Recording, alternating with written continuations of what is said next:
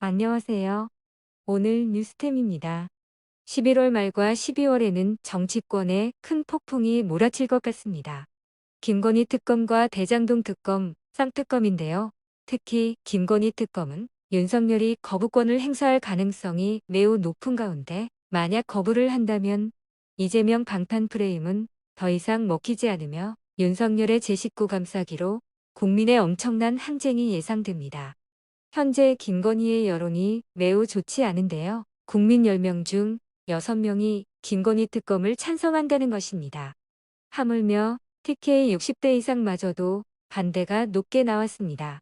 보수 여론조사기관 조원 CNI가 발표한 조사에 의하면 김건희 특검에 대한 공감 여부를 물은 결과 찬성 63.9%, 반대 33.9%로 나오면서 특히 보수 텃밭인 대구, 경북까지도 찬성 여론이 높게 나왔습니다. 여론조사꽃 전화면접 조사에서도 찬성 68%, 반대 24%로 나왔으며 역시 대구에서도 찬성이 50대 35로 높게 나왔습니다. 김건희의 비호감이 대구에서도 높게 나오는 상황임에도 불구하고 윤석열은 대구, 김건희는 호남을 방문하며 여기저기 바쁘게 돌아다니고 있습니다.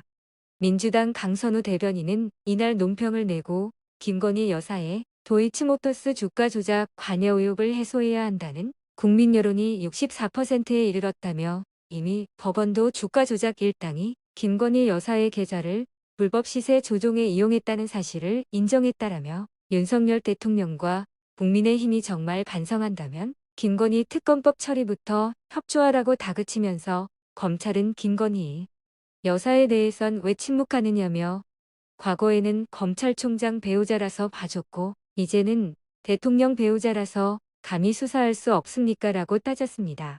또 특검법만이 김건희 여사가 성역이 아님을 윤석열 정권이 유검무죄, 무검유죄 정권이 아님을 증명할 수 있다고 덧붙였습니다. 상특검 법안은 지난달 24일 본회의에 자동 부의됐으며 민주당은 12월 말에 통과시키려고 했으나 이르면 11월 23일 본회의에서 처리하겠다고 예고했습니다.